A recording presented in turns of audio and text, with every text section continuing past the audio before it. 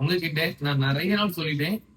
இதுக்காக நான் வீடியோவும் போட்டிருக்கேன். என்னன்னு பார்த்தீங்கன்னா, நம்ம ஃபாலோவர்ஸ் ஆன்லைன்ல நம்மகிட்ட பர்ச்சேஸ் பண்றவங்க வீடியோ கால் பண்ணி என்னோட ஃபேஸ் தெரிஞ்சா மட்டும் கன்ஃபார்ம் பண்ணுங்கன்னு சொல்லிட்டு நான் எத்தன வீடியோ போட்டிருக்கேன். திரும்பவும் அதே மாதிரி நேத்து ஃபுல் வீடியோ போட்டதில்ல. அதே போல அதே நம்பர், அதே ஆள் தான் இந்த நம்பர். நம்பர் நோட் பண்ணிக்கோங்க.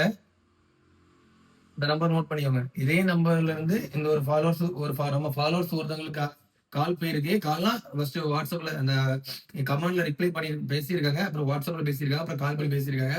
X200 ப்ரோக்கு நீங்க வந்து எவ்வளோ? ம். 10,000 தாங்க. நீங்க 10,000 மட்டும் எனக்கு போட்டு விடுங்க. மொபைல் உங்க கையில வந்துரும்.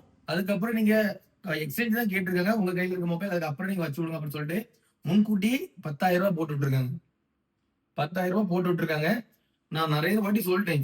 என்னோட ஃபேஸ் தெரிஞ்சாவும் இன்னும் வாய்ஸ் இல்லன்னா பையன் தம்பிகிட்ட கேட்டு கன்ஃபார்ம் பண்ண கூட அமௌண்ட் போடுங்க போடுன்னு சொல்லிட்டு கேட்கவே மாட்டேங்கிறீங்க. தயவு செய்து சொல்லுங்க. சொல்லிக்கிறேன். இந்த மாதிரி நீங்க உங்க பணம் ஏமாத்தீங்கன்னு நாங்க பொறுப்பு கிடையாது.